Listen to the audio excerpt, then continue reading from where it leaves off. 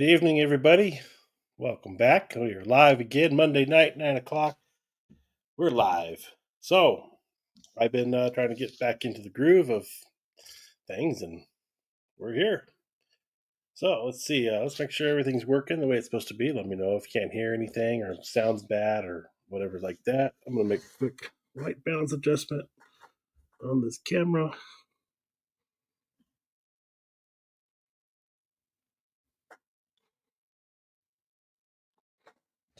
A little bit better, I think. All right. So we're back, guys. Haven't been into YouTube that much, and gonna be got some videos I've been trying to get out. The phone videos, if you watch the channel, you see those, and we're um, getting some other content filmed right now. So I've got a couple projects in the works. Hopefully, have a video out. Definitely, we'll have a video out releasing next Monday. Maybe even another one just before. It depends how much time I actually get on it, but we're getting there. And just want to catch up with you guys, let you know what's going on, and I'm going to let you know that I'm going to be at CES on the 7th. So look me up if you see me walking around, blue shirt on. Come say hi. Love to say hi and meet you, and we'll see what's going on there at CES.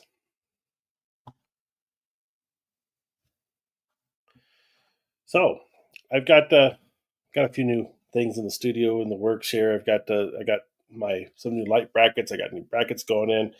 I've got a bunch of stuff to try to uh, make things a little easier to film and get set up a little easier. I've been trying to build things as I go. Coming into wintertime, it's easier to stay inside and not be outside doing the work. So I'm back in the studio a lot more, trying to get some of this stuff done. Got a couple new additions to the studio, which I'll share in another video probably.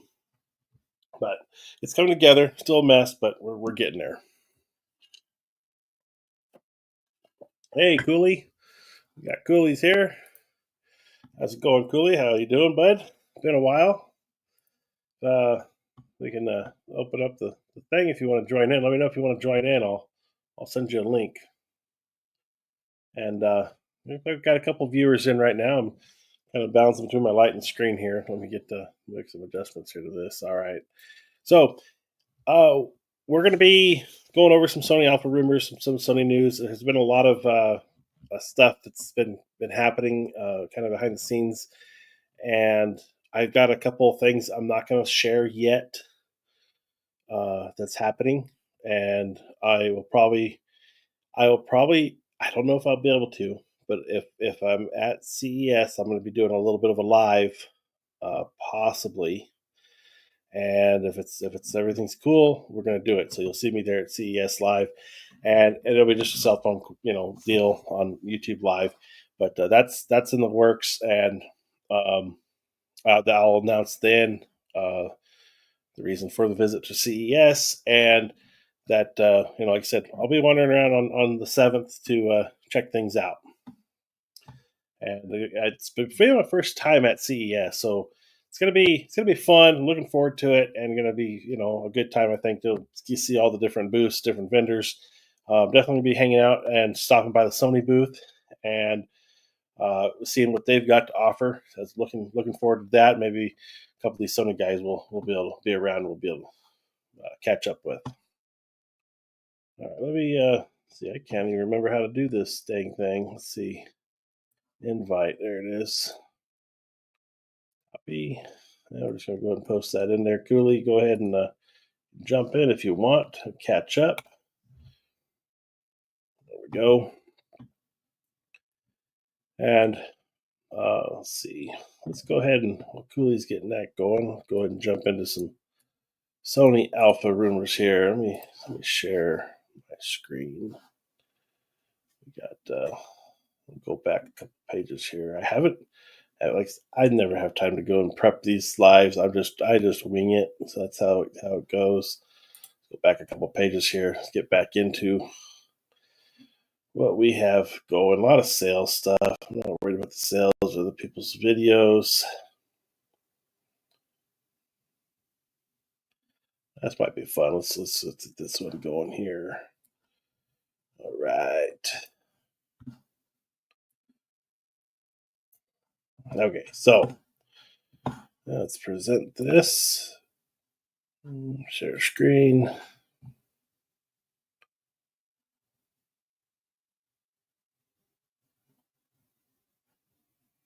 So I got some. So StreamYard's changed their stuff up a little bit, so been having to add all the new little features and stuff. Okay, so let's get back here. I'm going back 5 pages. It's been a while. I haven't even been staying with it. I should be, but I haven't. Before we get into this, so everybody, please welcome Willie back here once again. Hey, doing pretty good. Can't complain. Yeah. If I did, nobody listened. How's How's the photography biz going for you? Actually, it's been really it's like weird this last. I know it's December. It's supposed to be busy, but it actually has been really busy. Oh So yeah, yeah, that's good. Yeah, we've been. found out. Huh? So I've been busy just with my normal day job more and more than anything else lately. So everything's been That's kind of put on cool. the back burner. But I did got a I got well the day job is wants me to do photos for the website, and they're going to do that on the side for me. So that's cool. So I'll get some photos done with that. Got to go up in a 120-foot man lift to get some aerial shots since I don't have a drone. Mm, Oh, that's fun. yeah, I don't know about the high spot stuff. Yeah, it was a little nerve wracking. It's a big lift, so I feel somewhat confident on it. It was only slightly broken when we used it. Yeah, I had to upgrade a bunch of laptops to well, actually, one has Windows 11 Pro, which I have to admit really rocks, and then I picked Yeah, up another one with Windows 10. Uh, so anyway, it's like my other older operating systems does what I want to do, but it doesn't work with my uh, website anymore as far as editing. Not really editing, but uploading the images to the website for sales and stuff like that. So yeah, uh, I don't know. Like all of a sudden, like, huh, boy, hey, I just got passed by like a freight train. yeah. It's um, I've been I've got my websites up, but I haven't been looking for work. I haven't been wanting to do any work. I had somebody reach out for some photos, and it's just too much of a hobby for me. Even though I've got a business of it, it's just I. So I this summer actually this fall my job changed at my day job, and now I'm more or less the boss, and I have a lot more on Oh, my plate every day. So I've got a lot going on there. That's kept me. It's why I've been away so much. I just haven't had time to sit down and focus in on this so much. But I'm hoping things are getting settled out there. Things are things are happening. I'm getting more time to relax and hopefully get back into this that's groove of cool. being back here every Monday. We'll see. I'm wanting. I had all full intention of prepping this video Sunday, and by the time I realized it was already past 9 o'clock. When I'm like, I better get my link up because Oh crap! it was like, okay, I need to redo this a little bit. But yeah, wanted to announce to people that I'd be at CES and on the 7th. That's the only day I'll be there. So if anybody's around, if they spot me in my blue shirt, come over say hi. Mm, But I'll be wandering there. I'll be hanging out.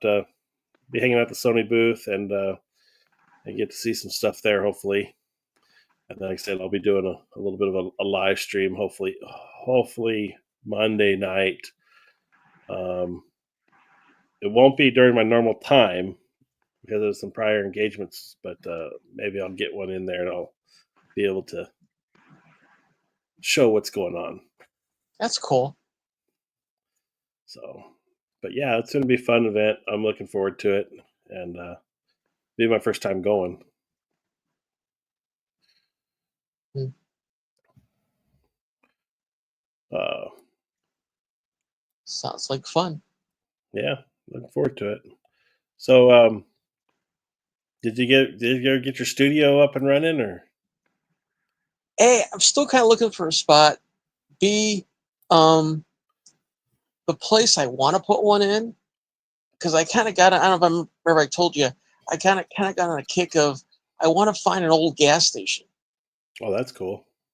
And then, because you have the doors in front, they're Hmm. usually glass, or I'll just have them make them glass. Well, I found a building in town, but it was like trying to find a needle in a haystack to find the people that really own the building.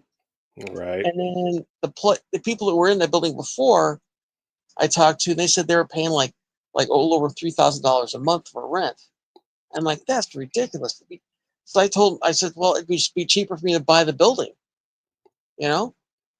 And I don't know. So, so I finally got these people talking to me, and we're just kind of going a little bit back and forth. But I don't know. I was even thinking I found a couple of just houses, but the old houses with the high ceilings and stuff like that. They Hmm. had a couple of rooms in it that were like really, really, I don't know, I'd say 20 by 30 rooms. You know, that's just, Yeah. and with a high ceiling, that's plenty of room to do a studio. You know, and I think they wanted it was like a 3 bedroom house. Parking kind of sucks, but basically putting a studio in there, $189,000 for the house, so that's not bad, you know. Um, I couple of my I have some inspectors going in there, and I'm gonna have them. Oops, that was weird. Um, have them like make sure it's not gonna cave in on itself or something like that, and Yeah. see what's going on there. Because Are it they kind of, are they zoned to have, or in your state, can you have like a photography business at a home, or have well, people at it if it it's would zoned still right? be they. I don't think I asked them. They don't. It's like they act like they don't really care. Because there's a couple of the places that has flower shops in homes, Mhm. and they're not even they're like in a neighbor, kind of on the edge of a neighborhood, not in a neighborhood. So they're still on a main street. So um, I don't know. They haven't really. Nobody's come down on me yet about. And I haven't really pulled the trigger on it yet. But right Yeah. now, it's just trying to get the groundwork going and stuff. I don't Yeah. know. Yeah. Texas has Uh, a weird one where you like you're allowed to run a home business out of your home. So like this, my YouTube studio and this, whatever photography stuff I do based out of my yeah. home is fine. Uh But huh. I'm not allowed to have clients at my home. I'm not allowed to keep inventory at my home. And the only business that's allowed to be done with a clientele on a one per basis, is at a home in a residential zoning is a hair studio. So somebody that's allowed to cut hair is allowed to have somebody come over to their house to have their hair done, Yeah. but you're not allowed to have anything else. I don't know if they're that. I mean, because right now the house I'm in now, I convert the garage to a studio, put my lights Yeah, up and stuff. They come over, I do their pictures, they leave. that's I don't definitely. I know. mean, I definitely. I mean, I would never have a problem if I did that. I know people do it, and there's lots of Yeah, photographers in the area or local people that yeah, just do photos out of their house, and I know nobody's going to second guess it or care. Um, yeah. the one thing that Or even uh, notice. yeah, nobody's gonna ever notice. I mean, you have guests at your house all you want, but Yeah. for business, it's not allowed. But one of somebody I know that was well, they're a photographer on the side, kind of a deal. Uh-huh. They actually got busted because somebody turned them in for not charging tax because the city found out because they got turned in uh, because they were doing it on the side and didn't charge tax, so they got busted for that. I wonder what happens when you get busted for that, though. I mean, they basically want their money and have a nice day, but don't do it again. So you have to get your tax stuff set up, and Oh, like I'm all legit there. I charge tax. I do all that anytime I do a job, but uh-huh. it's easier if you work with nonprofits. I mean, it seems like lately that's what I've been doing a lot of stuff with, like American Heart Association stuff like that, you know. And Mhm. I mean, it's just, I mean, I call it using my power for good, you know, kind of thing, you know. But Yeah, the home business side of it is it's got its benefits, um, but it's always just a there's so much to maintain and keep it going and mhm. keep it rolling. But I'm going to jump in here and put in the back on the present screen and see what's new in the world of Sony. Um, I'm not going to discuss YouTube videos or the sales. I'm just going to go through the last couple pages here. See what we got going on. I thought this would be a fun one to do. What is the best Sony E-mount equipment announced in 2024? So pick the three best products announced in 2024. Now I know you're not a Sony shooter coolie, but see if you can weigh in on this. We've got. I don't know if you saw Sony released their new flagship A1 Mark II this summer. We've got a 16 to 25 millimeter G lens, a 25 to 50 millimeter G lens, the ZVE 10 Mark II. They made the 8514 Mark II finally, so it's new focusing motors, lighter, smaller body. They've got a Wow. 28 to 70 f2 now. So Sony's been busy this year with lenses. Then we got a Sigma 500 5.6, a Sigma 1514 art lens, a Sigma 50 f1.2 art lens, a Sigma 24 to 72.8 art, a Sigma 28 to 45 art, a Sigma 28 to 105 art, a Tamron 50 to 300, and a 28 to 300. F4 to 7.1, and then the 50 to 300 was an F4.5 to 6.3. A Tamron 92.8 macro, which is a lens that Sony offers in that setup. And then we got some Viltrox 56 millimeter 1.7, a 40 millimeter f2.5, a 28 millimeter f4.5, a 135 millimeter f1.8, and a Suri Aurora 85 millimeter f1.4. So I guess what's your I know you're not probably familiar with a lot of these, but what would be the three you'd be most interested in? I'm kind of a big fan of zooms, so because as far as from my Nikon perspective, is Mm-hmm. usually a 24 to 70. I have, which is an art, a Sigma, Yeah, and I have a 28 to 105, which I do a lot of my portraits with. That's an art also. It's a 2.8. No, I'm sorry, it's an f2. Um, I don't know. I don't know. Maybe I'm an old lazy photographer. I just kind of like zooming instead of go. Wait a second. Wait a yeah. second. Let me switch this out. You know. Well, I'm definitely a fan of the larger telephoto lenses. So, I mean, the Tamron 50 to 300 or 28 to 300 to me Oof. is a very enticing lens for just having Oh, a one and done lens to carry with you. yeah, I have to admit that'd be a nice lens. Um, the other one that's really enticing as for astrophotography is the 28 to 70 f2. Yeah. Um, having that broad range at night.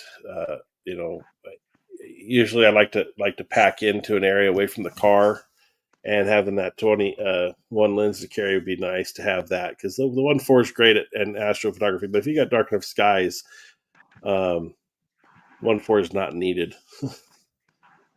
uh, Yeah. so the new flagship Sony camera, while it's great, I would be more than happy just to pick up the old ones and say knock $1,500 off the price of it. So it's down to about $5,000. I think the A1 Mark II 6,500 still.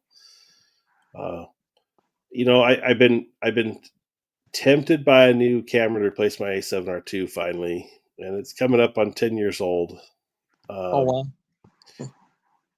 I'm not a daily driver with it by much anymore, but the times I do go out to use it, I miss having some of the more modern autofocus features that my other cameras have.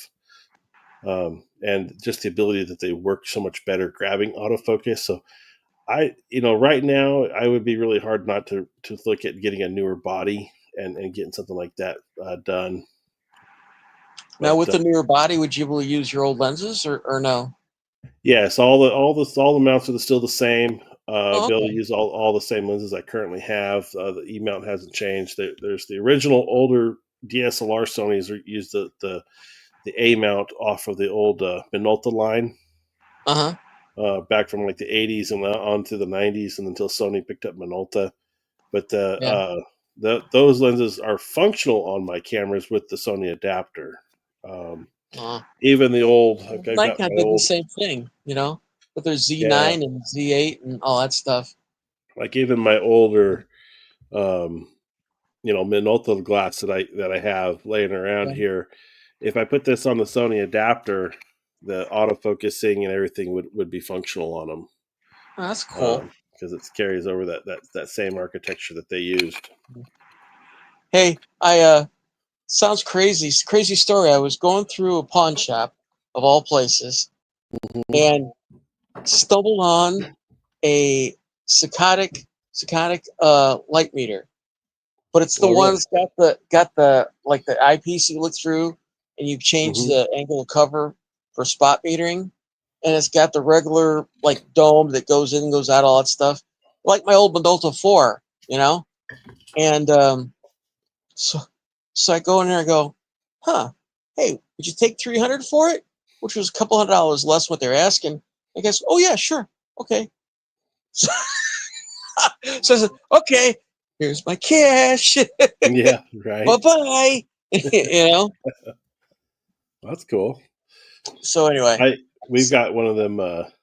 Those It's a that bin warehouse from like Amazon returns, Uh and every they open. They're closed on Thursday when they restock, and then Friday anything in the bins is $10. So wow. all these blank boxes, you have no idea what's in them. They're all $10. Now you're allowed to go open the boxes at their little station where the people will open it up and verify what's in it for you. You Mm-hmm. can test it if it's they got an outlet there. You can test it if it's just power. If you don't want it, just tell them, no, I don't want that. And they close it back up and put it back out on the floor. And it's an old CVS pharmacy that shut down. So they bought the building or they're renting it or whatever they're doing. But they have That's cool. they on Fridays it's $10. So there's some good deals in there on Friday. Yeah. I We've been pretty good at being able to buy something and flipping it, for sale on like Facebook Marketplace. Uh-huh. So we're kind of self financing our ventures over there, and then keeping Mm-hmm. some of the cool stuff we want. Um, but I picked up a lot of stuff the last few weeks for the studio, and I've been doing that. Like I said, the last couple weeks I picked up two laptops. I picked up one for Best Buy. yeah, Check this out. It's an i9, I'm sorry, an i7 Ultra. It's got 32 gigs of memory in it. It's got a 2 terabyte SD hard drive. And it's also a tablet. So you flip the screen over and you use it like a tablet.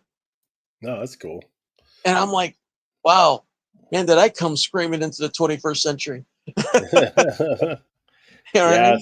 so like we usually go on the weekend, so like Saturday's $8, Sunday's $6, Monday is $4, Tuesday is $2, and Wednesday is $1. So by the time Wednesday comes around, you can go there and get some really good deals on some like patch cables, or I Oh got yeah. some HDMI cables like Cat 8 and Ethernet cables, all that kind of stuff. I'm picking up for $1, but um, rummaging in the bed, I found lots of little. My wife was joking with me. She's like, "All you buy is brackets, like shelf brackets." I'm like, "Well, they're expensive, and I'm always needing to make a shelf." So Ain't it? I Same here. bought, I bought, got all sorts of different shelf brackets. I bought. I just bought for the studio.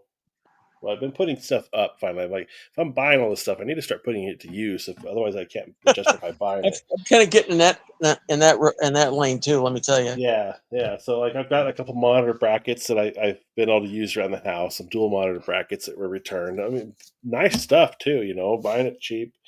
Yeah. Um, uh, Lots of different cables and stuff. I like I said, I've got a video plan to show kind of one of the projects I did with some of the stuff. But one of the cool things I bought this last time, I haven't unboxed it yet, but was a desk clamp over rig like camera or phone mount, so you could top down or something from your camera. Or I figured, well, hell, Uh-huh. just the arm with some sort of attachment like that to me is handy to move a Yeah. microphone or something. I'm trying to think what else I've got here, but this is my best find so far. Got this for $4. Haven't opened it yet, but it's acoustic foam, 52 1 foot by 1 foot panels, Huh. and I've needed this in my studio forever because it's got an echo.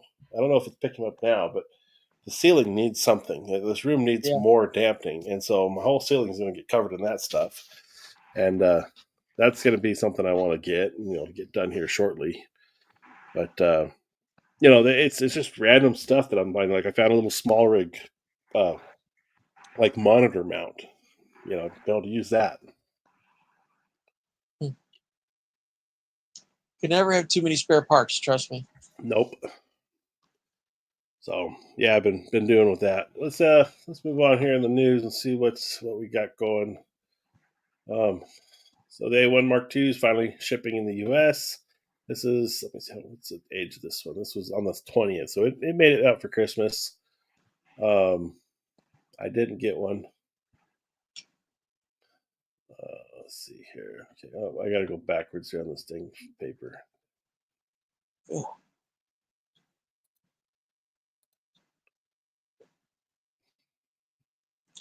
I have to say one Okay. thing though. Sony always has some really badass glass. You know? I've always been impressed by it, and you know, I've been around some really nice stuff they've got. I've owned some really nice stuff they've got, but they really do a good job with it. And I like the vintage stuff. I like finding the old Canon, Nikon, whatever brand of glass, and I like using it here and there. Yeah. But yeah, it's they're doing some really interesting stuff with it, and even like the 85 Mark II. Okay, the F14 Mark II. They made the thing. Let's look it up. Let's compare it here. Let me pull up the two Well, comparisons. Snyder used to make Sony's glass. They still do that? I don't know. As far as I know, I don't know if they're going to release that kind of information to me, but I can ask them. Uh, but I'd tell you, but I have to kill you. yeah, it might be like, well, we could tell you, but you're not allowed to tell anybody. But let me see if there's a I compare. remember, like in the old days, those little point and shoots, they always had Sony, or they would say Sony Snyder lens on them. Oh, Those little really? like 5 megapixel, 8 megapixel cameras, Mm-hmm. and there was some badass little glass in those things. Some of Of those course, older cameras did have really good glass on them, and they were manually adjustable glass too. yeah, Let's see, I think there's a click box. Yeah, add to compare. Okay. All right, here they are. because like 1,000 years ago, Snyder was the one that made the glass for spy satellites. Oh, really? Yeah. So I mean, if you can read from that high up the license plate on a person's car, you must be doing something right, you know? Right. Yeah. All right, let's look at this. So are you guys having a lot of drones flying around your place? No, I don't see anywhere I'm at. Aw. They they would get shot down here if you find a drone around and they didn't know what it was. Nice 12 gauge with a full choke. Probably do a really Yeah, nice job on it. yeah, right. So this is, let's see, the 8514 came out in 2016, I want to say. Oh Maybe wow. as early as 2015. And the Mark II was released this year. So we're at about 8-year development on those two lenses. Yeah.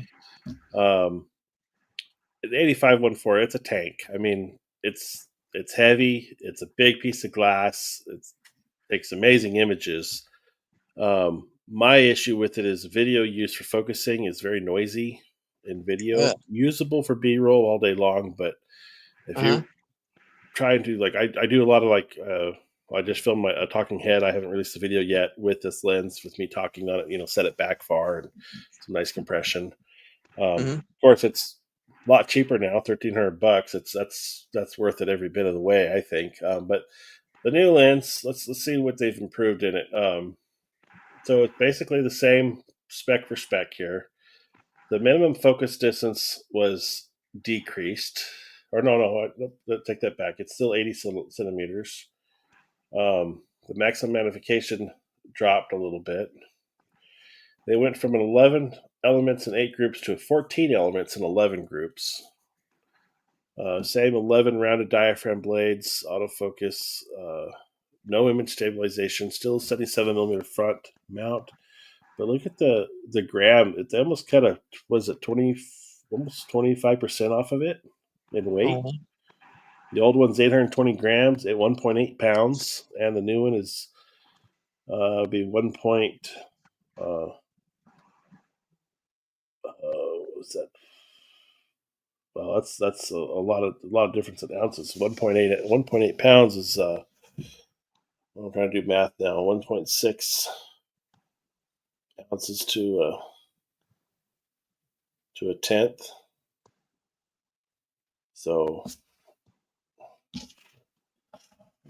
but anyways, 820 grams to 642 grams. So they dropped it significantly in weight and in dimensions. They shrunk the 3.5 by 4.23 to a 3.3 by 4.2. So the diameter shrunk on it. So it's not as bulky. Pretty much the same everywhere else. A little, well, about the same length, but I can imagine having that thing be lighter would be, is a huge benefit. As far as functionality on it, they gave it all the new stuff. The only thing I think new it got on the body was, let's see, the iris lock. I don't have an iris lock on mine. Oh, and the second top button. So when you're shooting portrait mode, you have your thumb right there for that button control if you have it programmed for something. That's really the only two changes to the lens compared to mine. Mine's got the click on off. It's got the iris ring. The same hood it looks like. So, but the big improvement inside the lens is, of course, the autofocusing. With the I forget what they call these motors, but those. Oh geez, see, I'm trying to think too much tonight. Tells you right here what the motor is. What it used to.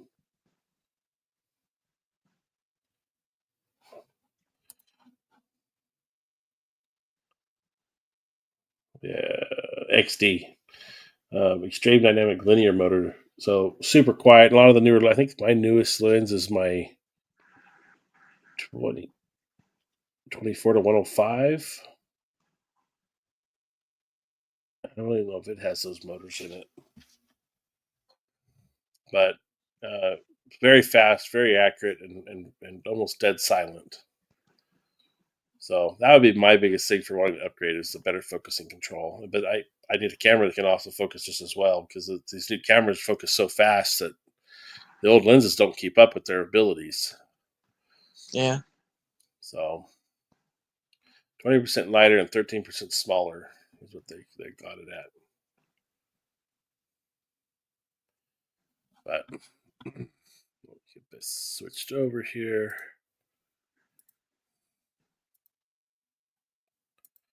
We'll go back to our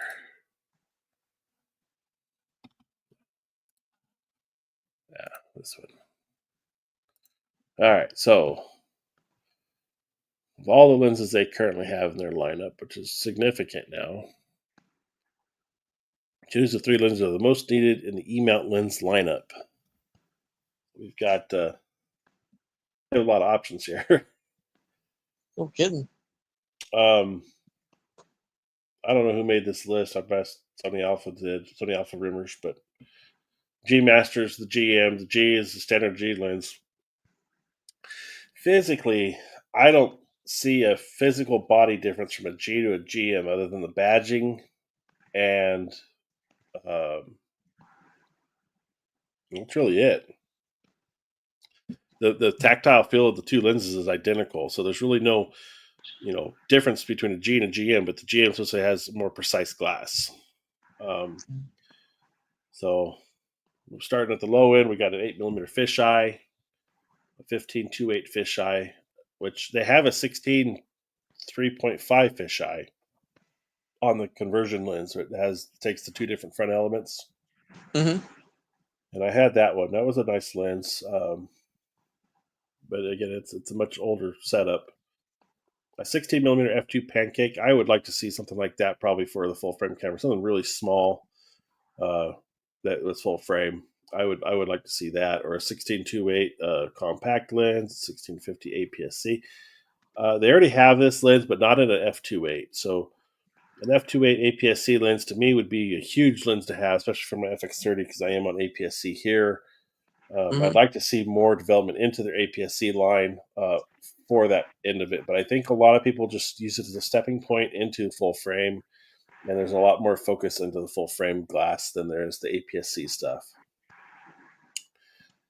I would like to see the 18 f1.4. They have a 14 f1.8, I believe, right now. Wow. That's there, and that's definitely one I want for astrophotography. 18-2.8, a 20-50 f2 GM. I don't think I'd want to see that one so much as a counterpart to the 28-70. That's too close a combination range for the two. A tilt shift. You ever mess with tilt shift lenses? I've played with a couple. I went to Chicago one time at the Illinois State Building. They got this big foyer area. So what was it? I think it was a 50 millimeter tilt shift thing Yeah. for my Nikon. It was kind of cool. That was the first time I ever played with the HDR. So I did some HDR stuff where Mm. and it came out kind of cool. I made a guy ordered. I kind of just posted saying anybody want to print this. The guy said yeah. And he flipped me a little money, which was cool. And I made him a 20 by 24. It came up pretty stellar, actually. That's cool. Yeah, I've never messed with one. I've wanted to get a hold of one to try it and see what they're really about. Be an interesting one. I mean, they already have a lot of. Do they have a lot? No, maybe not 24s. 35s. They have a lot of 35s in their lineup, but not 24s. Yeah, Um, I'm starting. I'm starting to kind of lust for those new Hasselblads where they still take the I guess a Hasselblad 500 cm body, but the back's all digital. hmm. 100, So the whole 100 full touch megapixel. panel. You, Yeah, there must be a lot of detail in that bad boy. yeah, I bet. I would definitely take the 24-105 f2.8 with steady shot. Yeah, Um, that'd be cool. that'd be a sweet lens right there. I'm not a fan of 28mm really. I like 24 and I like 35, but when I've had my 28 in the past, I never used it. I always used the adapters on it to get it down to a 20 to the 16 fisheye or the I don't know. I've just never been a fan of 28. Uh, a 28 pancake lens would be cool though. If you want to travel really light, have a 28 and 16, couple pancake lenses that are really small. I'm all about condensing size when I can. Mm-hmm. So that would be a cool one. 28 to 135. They basically have that in an 18 135 for the APS-C. So I don't think a full frame would be worth it, but I would definitely take a 28 to 400 super zoom. 3.5 to 5.6. If they did a 400 5.6 on the 28 to 400, that'd be a hell of a lens. 30 millimeter f1.4, 35 f1 APS-C lens. That'd be an interesting 35 millimeter tilt shift. 35 to 150. There's a 40 millimeter f1.8 pancake. That'd be a cool one. 43 millimeter. I don't know. These are daydreams, I think, and one of these. We got a 50 millimeter 095 GM. I think they should make this just so they can say they did it, because everybody says the E mount's too small for fast glass, but they've got 1.2s now, so they got the 50 1.2. So 50095 would be a cool one to see. I don't know what they mean by 50 1.4 classic. They've already got two 50 1.4 lenses in their lineup. They've got the new G Master and the original Zeiss. And when they say classic, I'm guessing they mean their original, like, lower end lenses, maybe, Mm-hmm.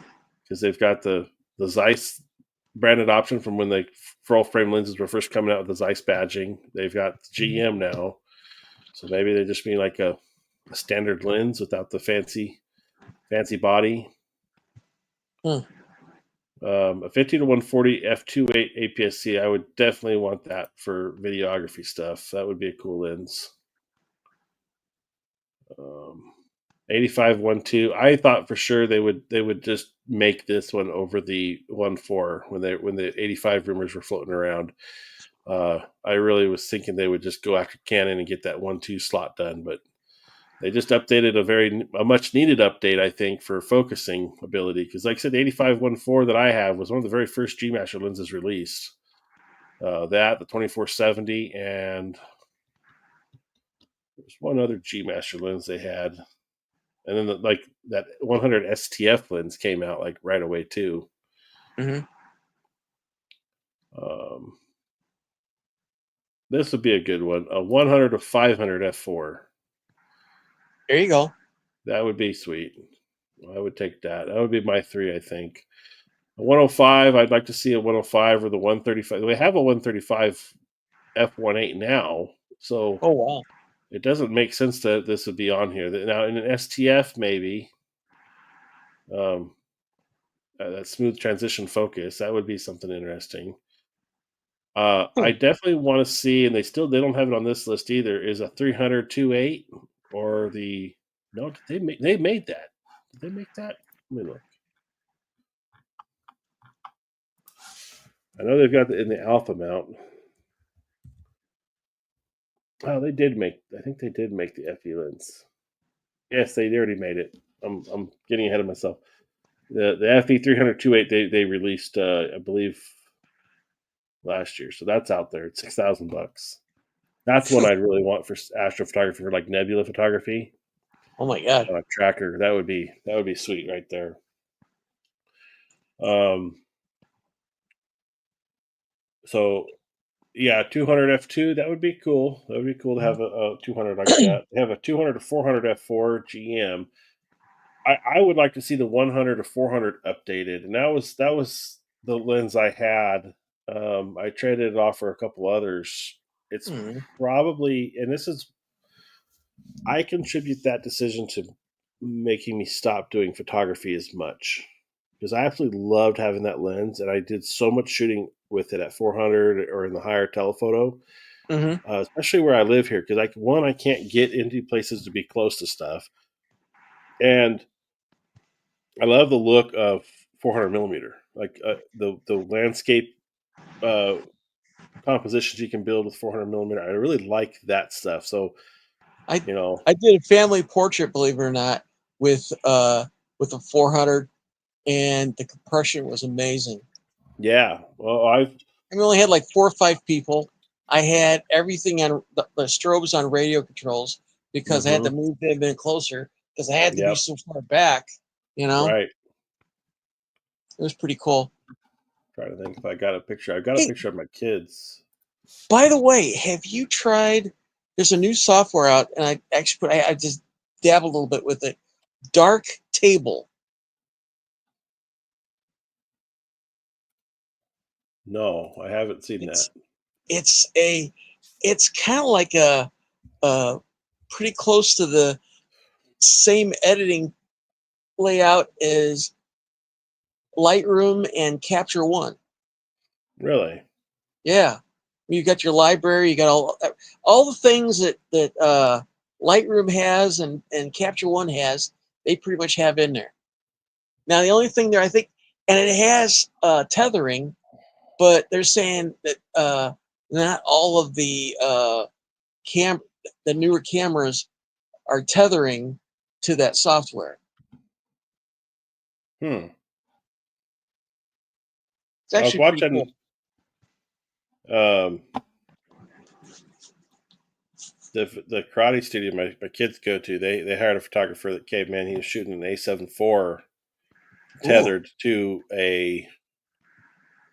I couldn't think of which one it was tethered or what software. I couldn't tell from because I was there so far out on the mat and you had to take your shoes off to go out there, and I didn't want to do that. But Well, was he using like QR codes for the orders and everything?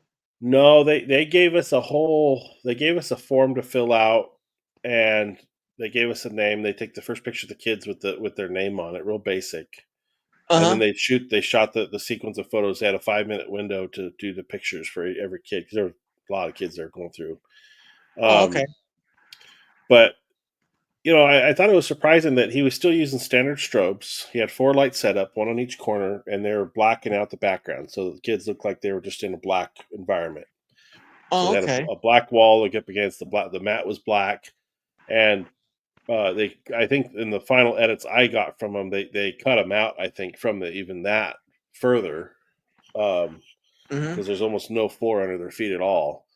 But they they had. I was surprised he was shooting 4 regular strobe lights. 2 round boxes and 2 strip boxes. Yeah. And I was like, they were sitting there trying to get high kick shots, and they'd take 15 different shots trying to get the right shot on the high kick. And I thought, man, they've got the camera that's capable of doing it, and all they need to do is switch out their lighting to LED, and they could do that. They could do 20 frames a second on LED and get the shot with one kick. Oh, okay. So I was really surprised that they weren't doing or utilizing that in that scenario. And I get lights are expensive, and what the business is doing, but Mm-hmm. I know they made a killing off of probably close to 200 to 300 kids they shot, Oh yeah. If and you get that it many was kids, man, it was 100 bucks a head to get the pictures done per they're slot. probably they probably made in that day over 100 G at least. Yeah. Yeah. Um, so it was a lot there, but I was just thinking, man, I could come in and I could do this with good lighting and have Yeah. awesome Yeah. Yeah. shots Yeah. with LED because the Would LEDs are LED give you enough light to shoot at a high shutter speed? oh yeah. Okay. Yeah, the new LEDs are pretty powerful. Now I don't know how I haven't personally done it. I've seen people use them. I know that like they're making some really powerful lights. I don't know if it's as Yeah. powerful as a full on strobe, but you can definitely get the shots you want, especially with some of the newer cameras going on higher ISOs. Yeah. Without problems. So I figured it'd be a great marketing avenue to go do that kind of work at a karate studio because Yeah. you're getting some excellent shots then, not just trying 5 or 6 different kicks to try to nail the shot. Uh-huh. So, but Well, yeah, this year I actually shot a couple of schools. It was interesting to say the least. yeah, Uh, I just basically got a 10 by 20 background, lit them from behind and in front. They were like 5-year-olds and lower, and hmm they all actually behaved pretty well. I was kind of surprised, and just shot some really nice candid stuff of them playing. I brought like props like I've been like kind of on a wooden toy kick, so I had like an old wooden toy car, wooden toy airplane, stuff like yeah, that, and they gave them something to do with their hands while I was doing their picture kind of thing. gotcha, yeah, So, but I'm thinking I don't know if I want to do Capture One or do I want to do just go back to Adobe or see if this uh, dark table how well that works. It's free. You download it, and then they the stuff I have done with it works awesome. Hmm. You know, I mean, it may not be as AI. I don't think it's as AI as like the new Adobe and all that stuff is. But I mean, I don't know. I try to do my stuff right in the camera. You know what I mean? Yeah, So, right. because the I'm one just thing I trying don't to. want to be doing is going, huh, huh. You know? Yeah. I don't like one thing. I'll share this screen real quick. This is shot with my 400. Um, let's see. Let's switch it up here. Yeah. Sorry.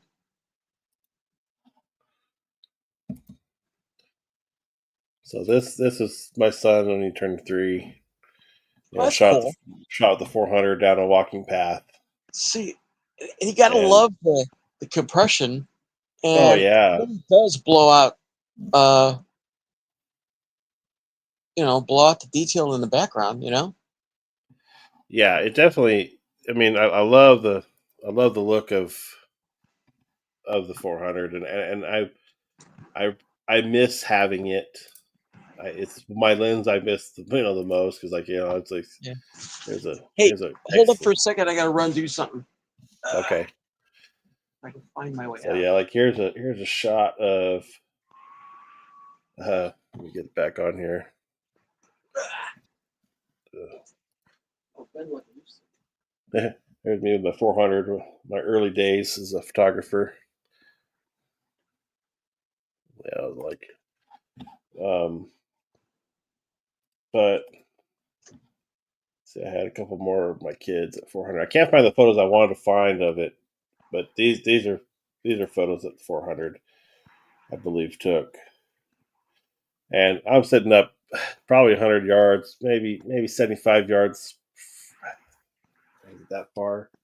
Maybe it's only 50 yards, but anyway, here's you know the compression of bringing the water up to the image, and just you get it compresses it so much into such a flat plane, but then the subject is so well cut out, and I really like that with it. Um, with my daughter, again, same shot with my daughter, so it just had some really good images there. But getting back to, I'd like to see this 400 f4. I think this would be a fantastic lens. The 400 to 800. Now, when I was flipping through here, there's a wild rumor that this is the next lens, and it's going to be not a GM but a G lens, 5.6 to 8.8. I would be all over this lens if they release this lens. Um, I've already want the 200 to 600 just for the fact that it's. Uh, it, I love the compression of the telephoto zooms. I love that type of photography, so that's something I'm looking for. Let's go down here and see. Let's see here. Sure, there's lots of good sales going on. Didn't get involved with any of that. Here's um, a review on the 2870 f2. Sonny did answer Canon with that lens. That's going to be an interesting one. Be one I'd like to definitely try out. I'm back alive. All right, just keeping it rolling here, and let's see if I find some more news here.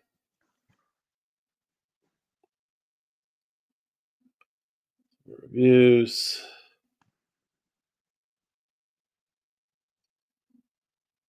I think it's on this page.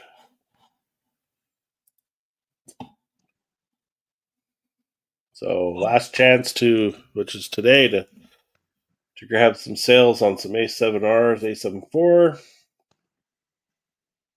And this is what I wanted to show you guys. Okay, well, see, I apologize everybody for not sharing the screen because I haven't been talking about anything. My screen's not even been shared.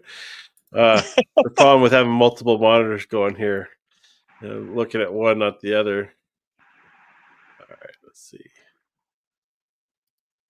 There we go. Share. All right, so this is the lens. Wild rumor of 400 800 f8 GM lens. Um, this is saying it's a 0.0001% that it's true. Eh, I would be ecstatic to have a 400 800 lens because I always when I had my 400 it was at 400. I didn't ever go.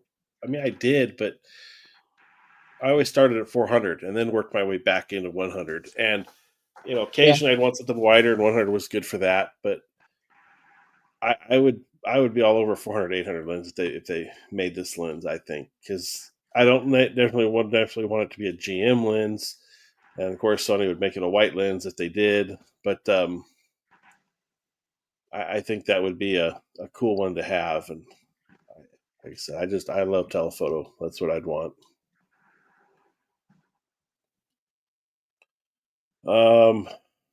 What we got here? Well, that's cool. Per Gear 12mm f2 APS-C lens E mount manual focusing lens. That's a cool Wow. looking lens.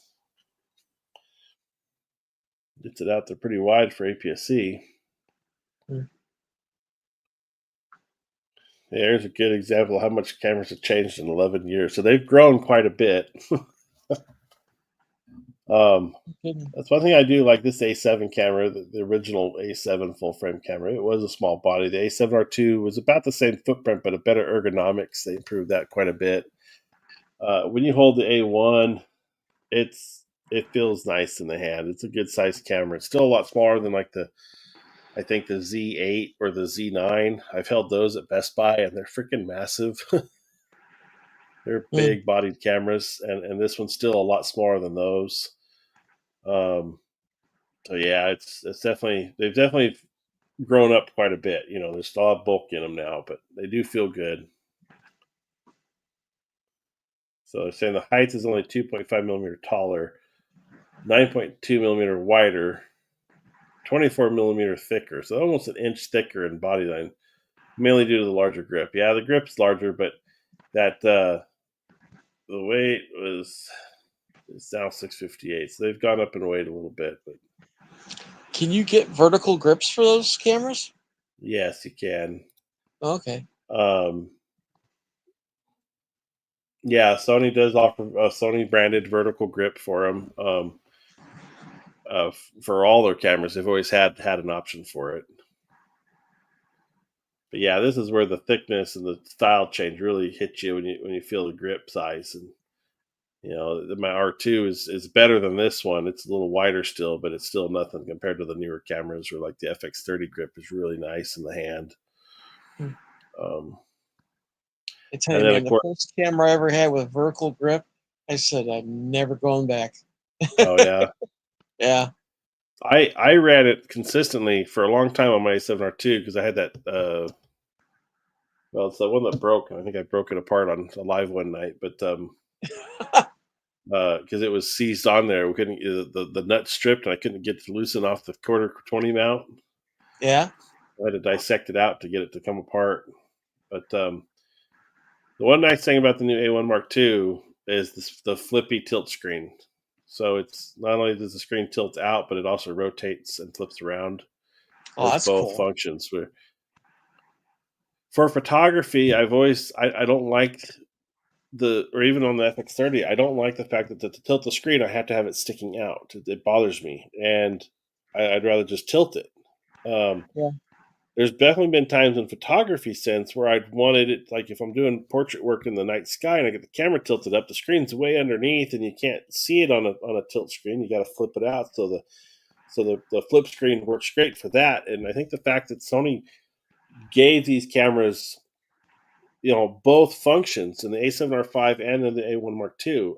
If I buy a new camera today, it's going to have that screen and it'll be an A7R5 just for the cost over the A7 or A1 Yeah. Mark II because it's $2,000 more dollar camera and not as high a megapixel range, but probably a better sensor, better camera. But I don't need that. I don't need an A1 Mark II.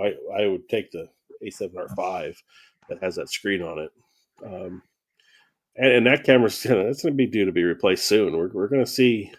I'm curious to see if Sony will introduce a 80 megapixel camera on their new R series, or if it's going to stay at the 61 megapixel. Man. And there's not a huge difference between 24 and the 42 I've got. I've done side by sides between the A7 III and my A7R2, and when you take an image of the same thing and you zoom into something, you're only gaining a very small, really, really scoped in look pixel peeping to really see the difference between the two images. Like Uh-huh. where if I took a picture of a calendar across the room, I could see on the A7 III, say, I could see 4 date squares very clearly, on the image. Uh-huh. Where on the R2, it wouldn't narrow it down to one whole date square. It would be a quadrant of, you wouldn't see really the outside edge of those four, but you'd see the inside quadrant of them before it got to the same level of like blurriness and the pixelization.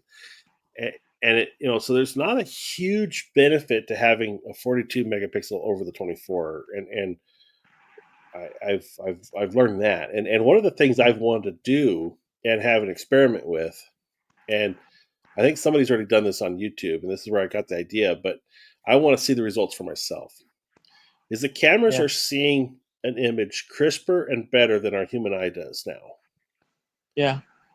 Well, I mean, And I've heard that like the maximum the human eye can see is up to 8 megapixel, and yeah, you know, and but we see it's 8 megapixel in a framework, but we see a much broader framework at like yeah. we see a 14 millimeter width at 50 millimeter essentially, uh, Mhm. but or 40 millimeter. Where I think there's an argument with that, but I think my eyes are close to 50 millimeter, and they're when I compare like through the viewfinder, Mhm. both eyes open, like closing one, Yeah. my eyes seem like they're spot on at 50 millimeter. But but what I'm getting back to is our eyes and our perception of reality is done at that 8 megapixel or whatever it is the human eye can see, Yeah. and a lower megapixel camera, and they use the A7 S3 for this, which is 12 megapixel. Huh. Um, they took a photo with that camera, and then they took the photo with the 61 megapixel camera, and they print both images out. So same everything. The prints look identical, but more people voted for the A7S image, which is the 12 megapixel image, than the 61 megapixel in a side by side comparison. Huh.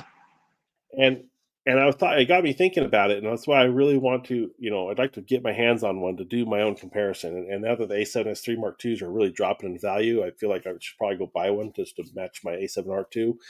Hmm. But it it got me thinking about the fact that if we print an image at 20 by 30 image, and you have both of them sitting there, and you got a 12 megapixel one and a 42 megapixel image, our eyes and people were voting on the 12 megapixel more because it's closer to our reality. Yeah. And the 42 megapixel is obviously an excellent rendered photo with lots of detail, and you can sit there and examine it.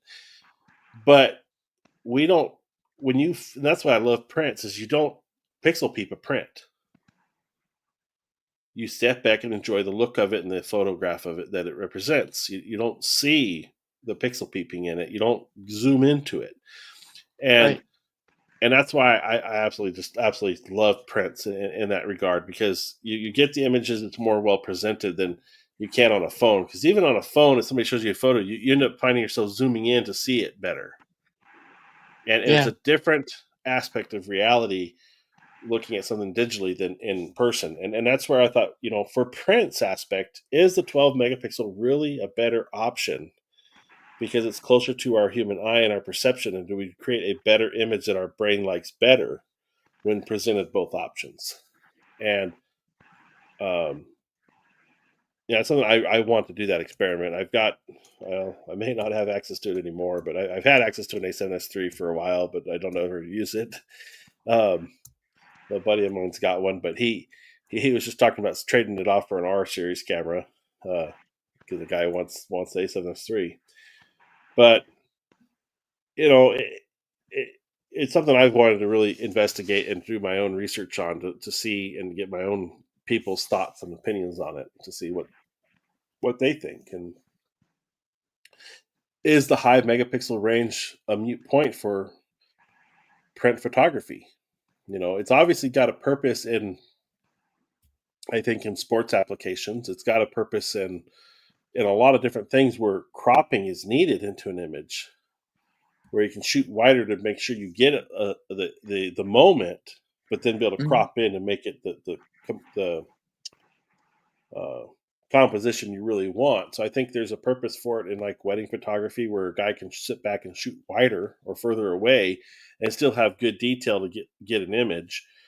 Sports photography, I definitely see a purpose of it, and you know, somebody that's on the sidelines and wants to run a little bit wider lens to get a better coverage of the field, but being able to crop into a shot with it. So I think there's a purpose for the high resolution cameras. But if you're just a photographer out taking pictures and doing landscape work for print or for just social media, you don't need anything more than 12 megapixel. Yeah. So that's my thoughts on that. I think it's something to consider and look at when you're looking at buying a camera is, you know, what's your end purpose going to be really with it? Do you really need the megapixels? You know, I I chased after the high resolution camera when I bought my R2 because it was the highest and bestest in the market anywhere in the world, Yeah. and you know, I went that way, and I absolutely love it. I mean, I love my high resolution images, but it doesn't make any difference to me. I've got prints blown up to 20 by 30 that I shot with my $100 point and shoot Sony, like, you know, that I carried on the motorcycle for years, and I've got, and Huh. they look. The image is the memory of the image is more important to me than the photo quality of it. You know what And though? People have gotten so obsessed with megapixels and stuff like that. I mean, a lower megapixel camera, you end up with a. Um, I feel like it's kind of nicer because it's got a little more texture to it. You know what I mean? mhm. So I don't know.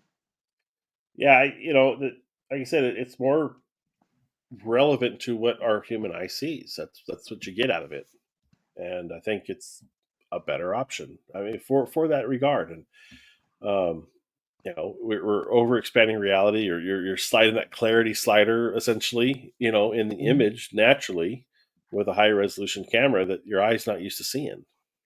Hmm. But yeah, like I said, I if I went and bought a new camera right now, it'd be a 61 megapixel R series camera just because it's got the Yeah. screen on it and the versatility of it. I don't have a problem with any of my prints I've printed off of it, but in a true side by side comparison, is 12 megapixel a better option for those? Huh. You know, and Sony, I have a feeling um, we're due to see a new Sony A7S camera. The Mark IV's got to be coming around the corner. If not next year, the year after. But it's coming, of course, as they all do. But I have a feeling that we're gonna see an 8K camera with very low light capability, which means it's got to be a 36 megapixel sensor to do that. You know, we can get 4K out of 12, but we have to get to 36 to get 8K. Hmm. And since A1s, A7R2s are all shooting 8K uh, in a pixel binning situation or anything like that, not a natural readout, then you know, I if they, I think we're going to see a new level of sensor technology come out that has the capability of reaching that low light capability that the S's are known for. You know, be able to shoot at 12,500 and make it look like, you know, beautiful daytime, or 100,000 ISO and be usable images, or Hmm. 25,600. You know, see those ISOs where you see it looks like you're looking at, you know, a 100 ISO image. Um, in a 36 megapixel sensor. I think that's where the technology is going. That's what we're going to see. They're going to figure out some way to do it. And then when they do that, we're going to see the bump in the R's because that 36 is now the original R sensor. They came out with, I think, a 33 megapixel sensor was the A7R original, and then mine was the 42, and then they went to 61 for the next couple generations. Um, I bet we see a bump to 80 megapixel. That's my thoughts on it.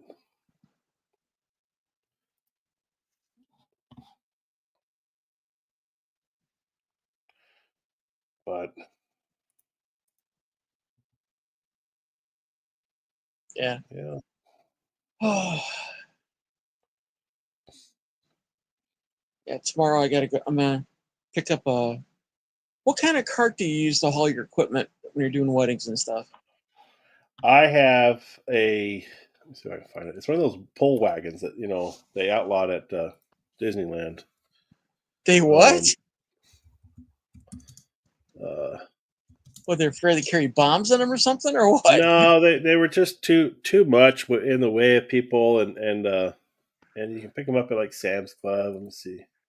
Oh, okay. It's like So I have these one of those. collapsible. Yeah, yeah. It kind of folds to the middle and stuff. Yeah, here I'll show you a picture of it here. Uh, no, that's not it. Let's see. I Let's think remove mine you that can one. carry like 14 kids. Let me see. Present, share screen. Yeah, one of these things. Oh yeah, that's what I got. But I mean, Yeah, it's like I don't know. I mean, it Thinking, works well, great. I my advice, depending where you live, if you're near the beach and you do beach stuff, I would get one with bigger flotation tires because this thing drags down yeah. like a brake in beach or sand conditions.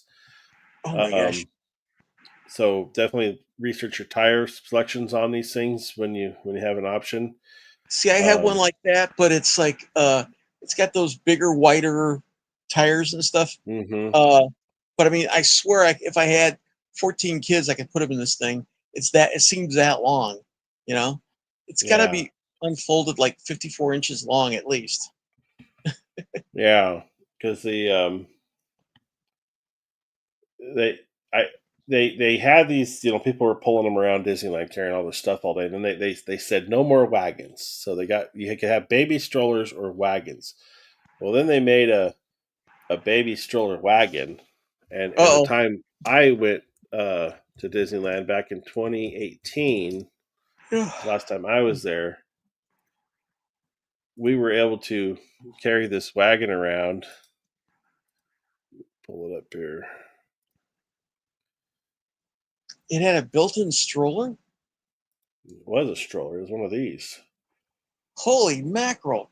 So it had a wagon pull handle instead of the push bar. This one's got a push bar, but you could fit both kids in there. You had a canopy that fully closed up, so they get them out of the sun if they wanted. They had had it had all the storage for cooler, and there's so much space. We sitting in when we went into Disneyland, you know, and it was real I think incognito with them. I And think that's borderlining on Winnebago.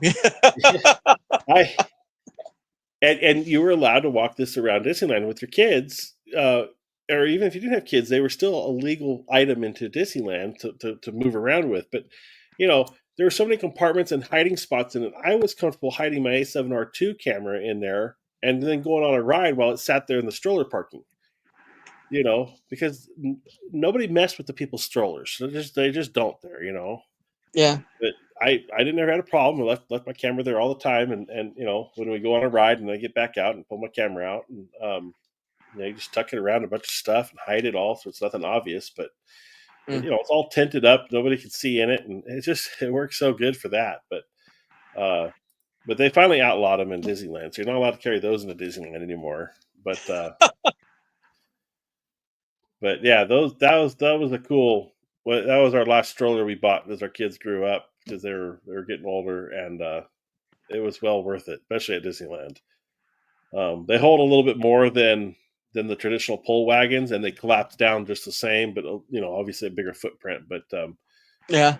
they do hold more. They have a taller sides. They're covered, so you keep all your equipment out of the sun. Um, so they're an option for that, for hauling equipment around. Huh. I don't know.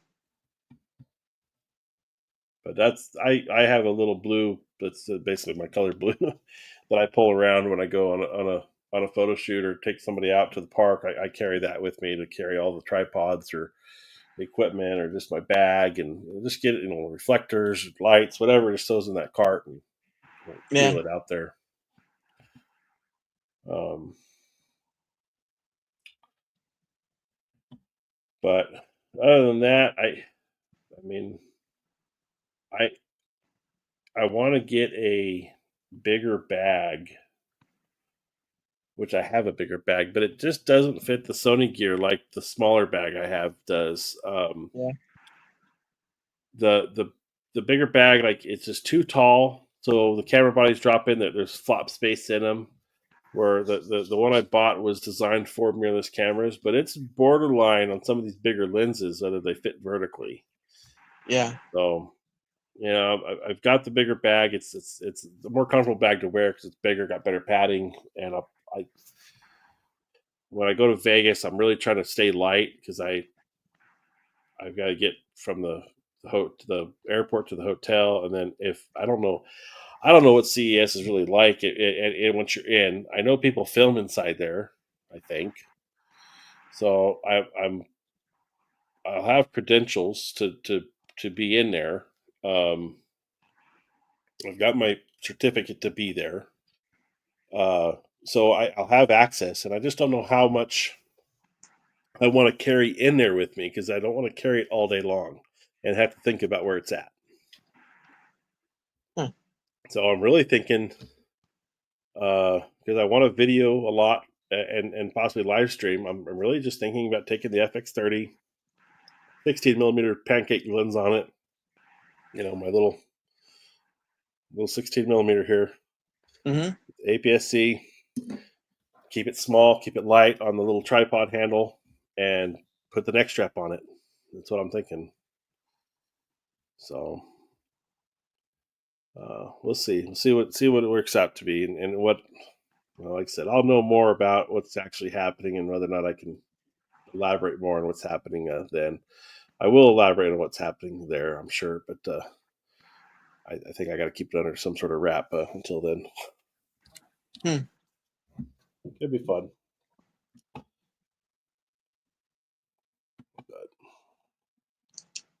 Well, I've had people coming and going throughout the show, but nobody's been in the comments. So if you're here, say hi. Oh, I hit Robert up in one of his live photo shoots the other day. I just asked him if he was going to be at CES. He said he was going to go to WPPI, not CES. uh, And I then, don't know. yeah, I don't know who else will be going. We'll see. And where's CS going to be this time? It's in Vegas every year at the convention Oh, center. okay. I, I want to see that one. Actually, I want to go see a Raiders game with that new stadium. Mm-hmm. Oh, it It's looks a like cool looking stadium. oh, it is. And Yeah, then that one. I was in Vegas.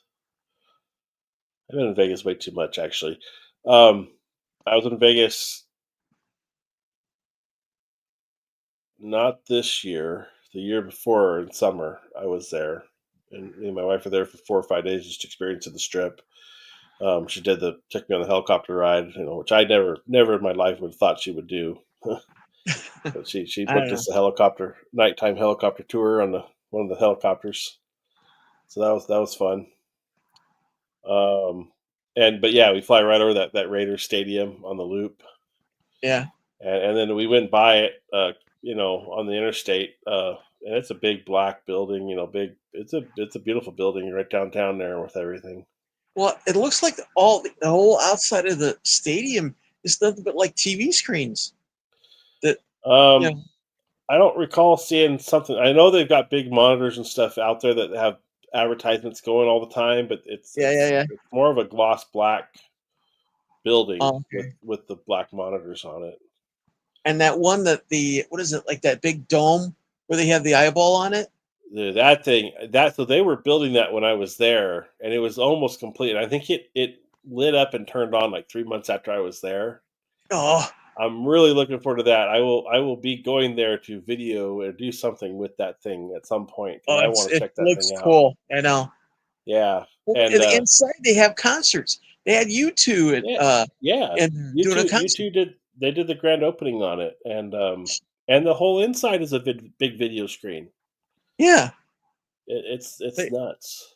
they said if you watch to see Star Wars, you'll never see Star Wars again like that because the whole you're just engulfed by everything. You know. Yeah.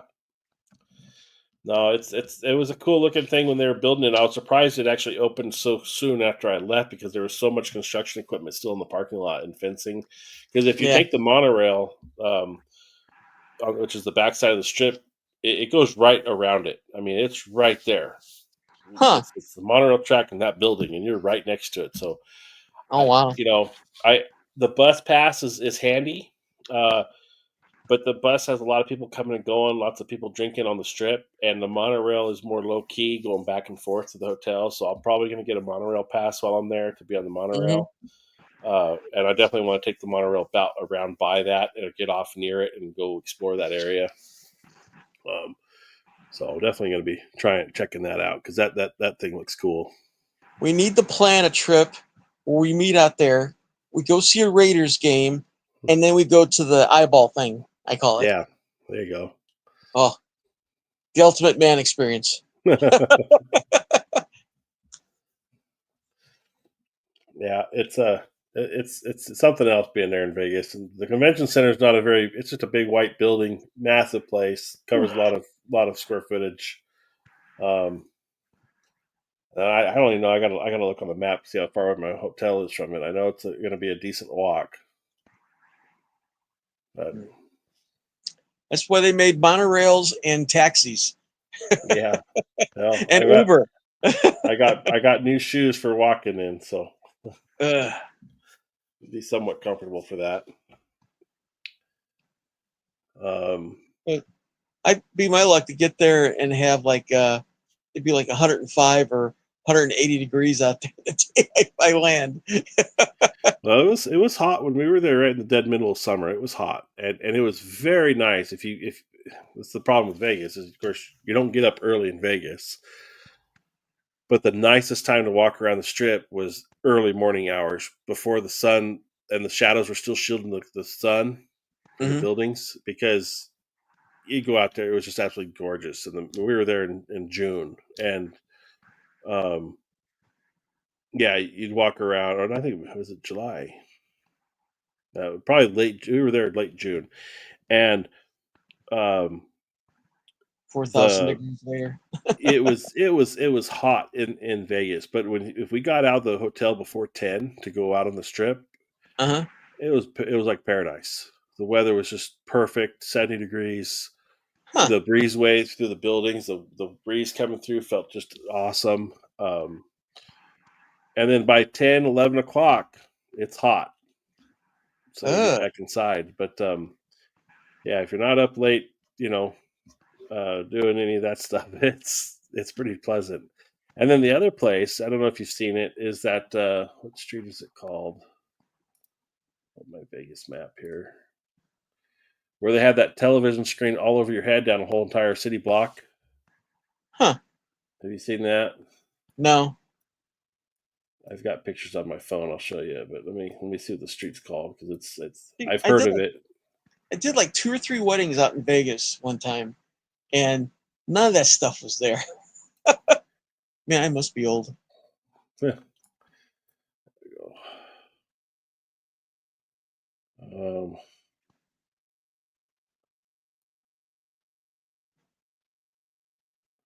There's the Strat.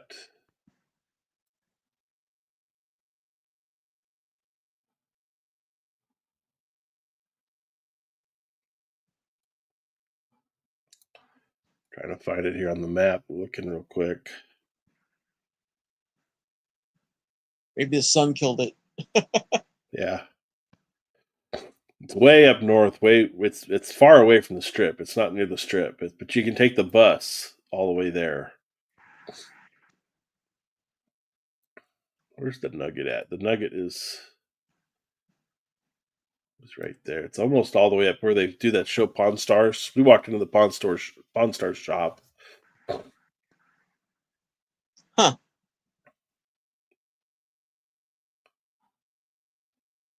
Let's see.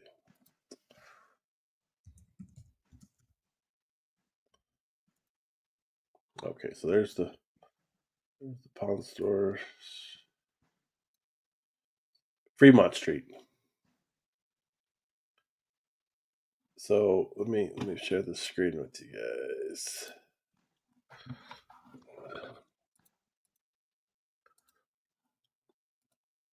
All right, so this is Fremont Street, and you've got this whole block from here down here is covered by this entire video screen. Oh my gosh. And I mean, it's massive. Right? It's four of these city blocks. All these big casinos are on it. Fremont Street, and you can take the bus right to it here up Main Street to Carson Avenue, I think, or even goes back here to Las Vegas Boulevard or something. But where's my phone at? Quite a lot of characters up there. Definitely a place to go get drunk and but let me see here.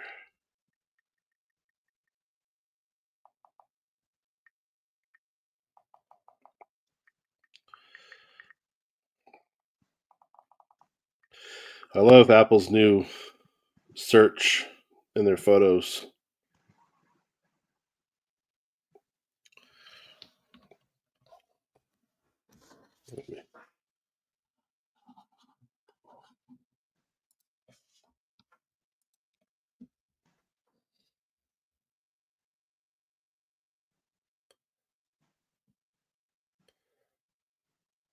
Well, that's cool. Oh wow. And it's always playing something different. Huh. I want to hide my face. That's pretty cool. There's a zip line in it. Yeah, like this one. Here, I'll put the.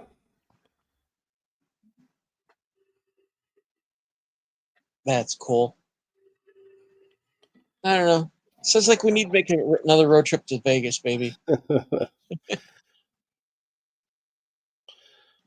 yeah, it's a. Yeah, here's another good shot of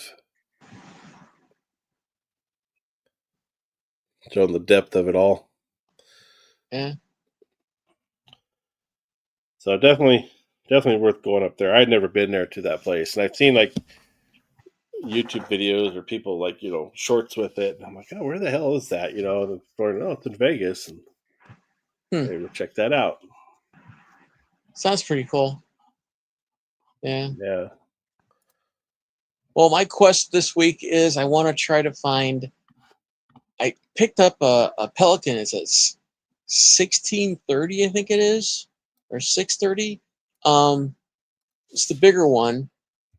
I already had the pluck foam for like putting your stuff in, but I Mm-hmm. found like a 2-layered insert for it where you can put stuff on the bottom and then you put like another like almost like another shelf on top of that Yeah. and put more stuff on that. I was thinking if I did that, but then I'd have to probably get like the I think it's called a rock and roll cart. They're like it's an R12, so it goes up to 53 inches long or 58 or something like that, Yeah. and and but it folds down real nice to like not even half its size, and it's got like the railing, like the bars on one end, bars on the other end for so I guess your stuff doesn't slide off the back or the front, Mm-hmm. and then you can get this. It's like a miniature table. And what you do is you put it across those two bars that come up, and you Mm-hmm. got like a working surface to do stuff. So say if I'm tethering and I just want to put my laptop out there and stuff, and I want to tether to that, but be able to work on it and see it and stuff, I got a table all ready to go. Yeah, I can see where the handle. I'm looking at the pictures of it. The handle will fold all the way back. It looks like. Yeah. They one folds forward, the other forwards over, and it slides together, and it's half the size of what's shown there. Got 7 latches on the lid. Yeah. Yeah. See, I've got the 1520.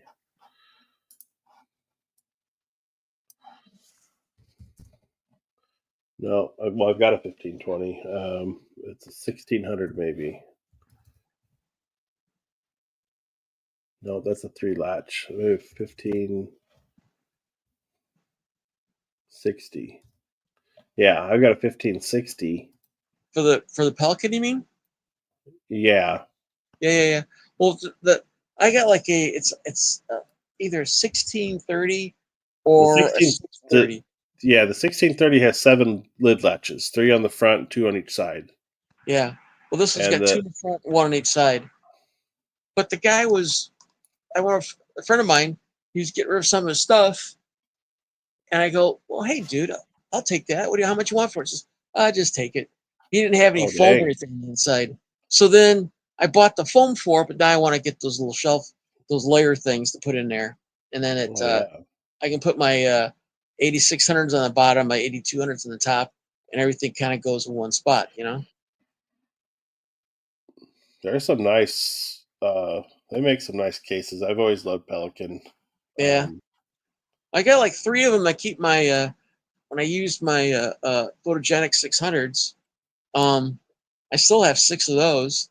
I figured I'd just use those for like if I get a studio, it's kind of like spot like fill lights, where a remote fire turn them on and stuff. Uh-huh. So I'm trying to find my case because it's got 4 latches on my case. And it's got wheels and the pull handle.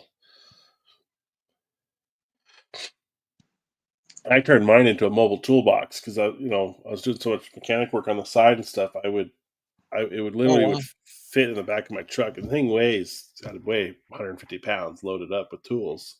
yeah. But That's what I'm worried about that 630. I built these custom foam things for the bottom where I put the hammer and the like storage cases for bolts, extra stuff like that. And Oh wow, I can't find my case though on here. They have so much now. It's so hard to find anything. exact products. And then I bought these little micros, the 1200s, I think. Uh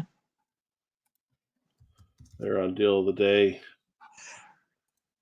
huh. Sorry. Oof. Yeah, they're not very big, but they hold a little like a small lens or Mhm. something like that. But yeah, they've got all the foam bits in here. Um, there's also, if you really want to get trick with it, you can customize the wheels and handle colors on them. Oh, you There's a can? website that you can buy all those pieces in different colors to make it really unique, so you can notice Huh. it. Eh. Um, but yeah, all that stuff's pinned, push it out, and you can change it all. Oh wow, didn't know that. So at least if I break a wheel, I can at least replace it, which that'd Yeah, be yeah. Well, in Pelican's lifetime guarantee, anyways, they they'll yeah. warranty anything. I think the original advertisement for it was um, guaranteed against everything but fire, bear or shark attack, and children under 5. Children under. I've known some kids that, yeah. I said, if you wanted to get rid of the terrorists out of a certain city in the Middle East, just send about 30 of our 5-year-olds. Yeah, They'll be begging for mercy. right. But I've always loved Pelican, and I originally carried all my cameras in a Pelican case, but I got into the backpack world pretty quick because it's just more. You can carry a lot more easier than a Yeah. Pelican and more discreetly. You carry so much Pelican case in somewhere, somebody's looking at you. Yeah. Well, I've got like a backpack, and I can put 3 DSLRs with the grips on them, and about four or five lenses, and a couple Yeah, flashes. But then it only weighs like 4,000 pounds when you put it on your back. But yeah,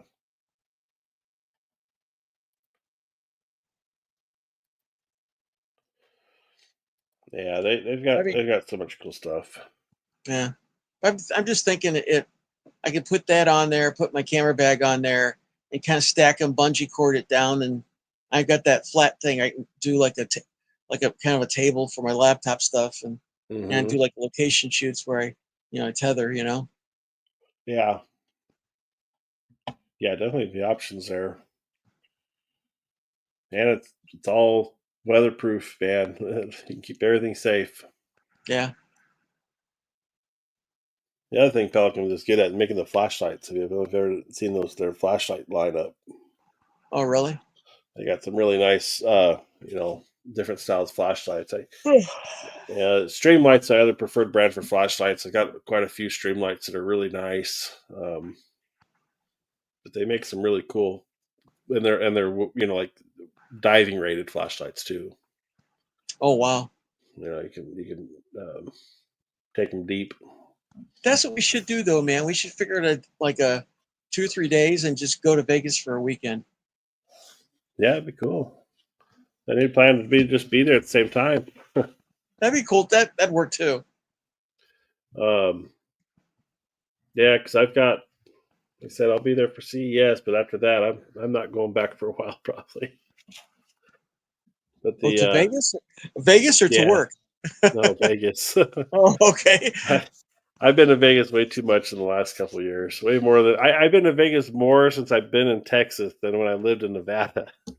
I, I was like averaging like 2 to 3 weddings. I don't know how in Vegas. It was hilarious.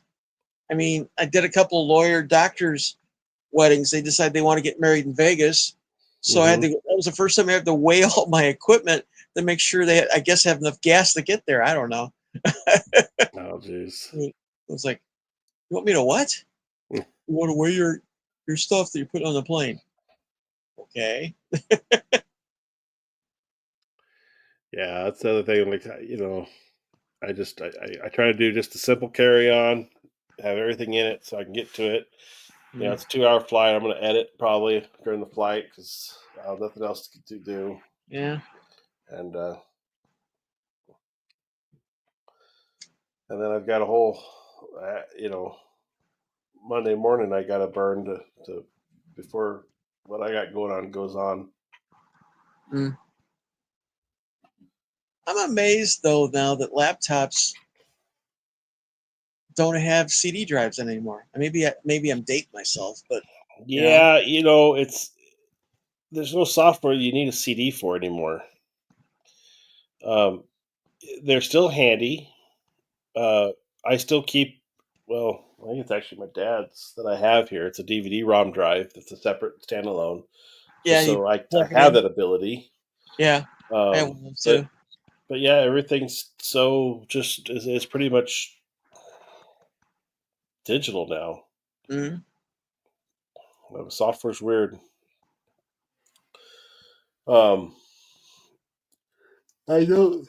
Oh, geez, must be getting late. I don't find myself missing it ever on my MacBook. The only thing I wish my MacBook had was a bigger hard drive in it.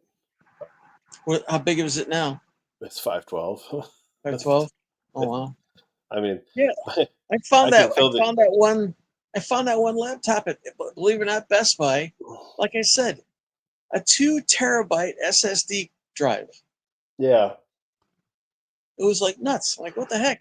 And then 32, like I said, 32 gigs of memory, a i7 Ultra. I mean that thing's so fast. It's got that weird where it'll talk to you and ask you questions on what you want to Oh, do. really? Oh, Yeah, geez. it's like Big Brother's watching you or something. Oh, yeah. Or what was that? Terminator? The what were Skynet. the Yeah, the what? Skynet. Yeah. Skynet. Yeah. I feel like Skynet's in my laptop now. Yeah. Do you really want to have that extra waffle? Yeah. Anyway, Speaking back to TV shows, you watch any of the TV out there lately? I watched Red One. I thought that was pretty funny actually. Red One. Red One, that's with The Rock and they steal Santa. Oh yeah, my son watched that at my parents' house. I haven't seen it yet. Pretty cool. Yeah, It I'm drags like watching. the first 10 minutes, then it really kicks in. You know, I've been watching a lot of Paramount shows. I've watched Tulsa Kings. I haven't seen that yet. Is it That's good? Oh, Tulsa King Sylvester. was still. Oh yeah. I saw the Yeah, last. yeah. Man, that one. So You don't know which way that one's going. If there's a no, season three, you know. so that one was I've watched that one. Lioness. And I didn't see that Uh, one yet. that's with that Zoe somebody from the new Star Trek movies who plays Uhura. Oh, okay. Um, yeah, I think I remember seeing the previews, but was that any yeah good? she's a special ops. I thought the first season was really good. The second season I finished this just a few weeks back. They kind of had just. I felt like they just wrapped it up. Uh, It started out great. The second season started out great, and then it kind of fell apart. I I thought. gotta check and see if they come out new season of Halo. That was And pretty then cool. I started watching Halo. I'm into the first season of Halo, Oh, okay. but it's one of those shows I put on when I just have extra time to watch something. Because right Yeah. now I'm watching um, Landman, Oh yeah, it looks pretty good too. and that was a lot of that was filmed in my area here in my Oh town. wow. They actually came out and filmed at Ratliff Stadium, which is just a couple miles down the street from me. Uh, um, Once the first when they first started filming, they did a filming thing out there where they had the football teams go out and play. Uh-huh. And it's Billy Bob Thornton's the main guy in it, and Yeah. he brought it back because I don't know that movie uh, Friday Night Lights. Yeah. That was that stadium, and he was the coach there. So it's kind of weird that they tied it. He tied it back into that area there, but Uh-huh. there's a lot of it's Hollywood. That's what I can say about it. Yeah. So uh, they do a lot of drone photography of my town, and it's a pretty Huh. small town, so I can pretty much recognize everything in my town that they film, and in Midland. They've shot some side scenes right on the side of the interstate.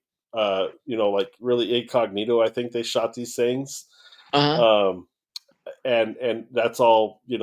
I think areas I can recognize businesses behind or whatnot. Hmm. But all the businesses and the restaurant they eat at is all fictional.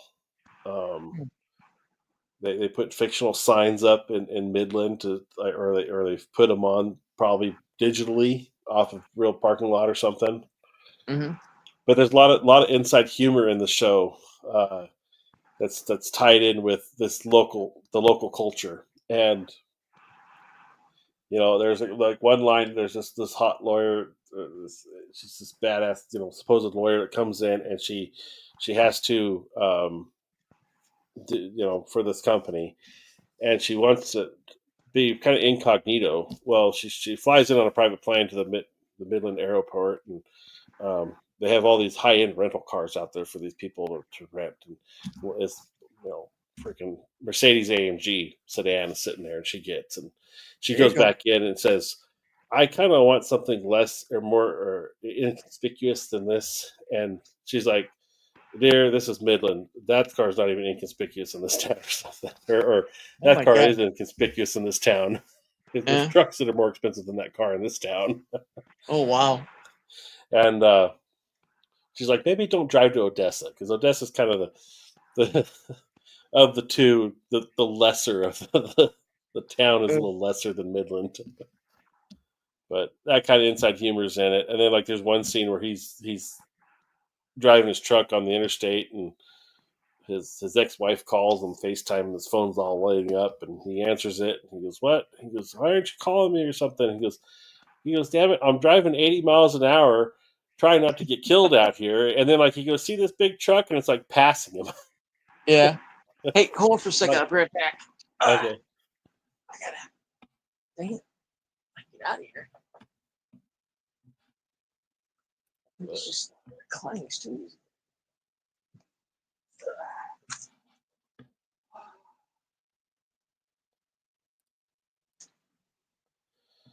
Yeah, Landman's been pretty good to watch. It's entertainment. It's got got a lot of.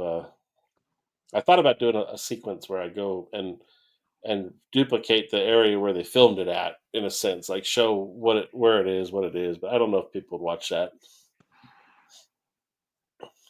Um, but yeah, a lot of it they film here. A lot of it was filmed in Fort Worth. Like the house they film at, it's all in. I think is it out of Fort Worth, where the house he's renting. It's supposed to be in Midland. It's definitely not Midland. Too hilly, too green. Um, but it's pretty good, pretty entertaining to watch.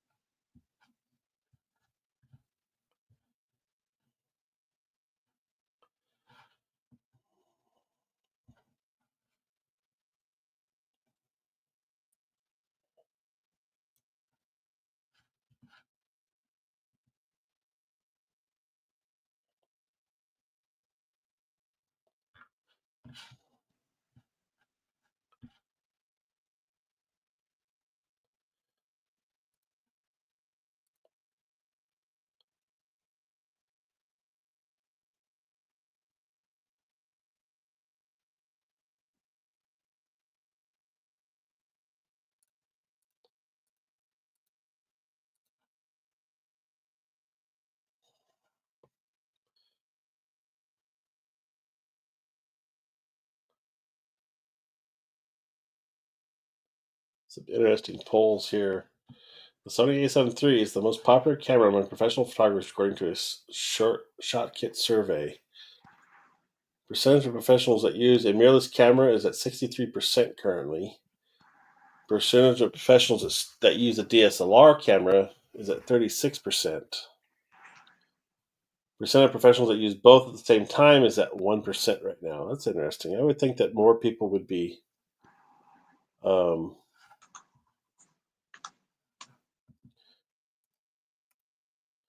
hey, Okay. uh, So what was let's that? look at. How many people use DSLRs? It says 36% of professionals still use a DSLR, I'm definitely and in and 36. 63% are on mirrorless. 1% use both.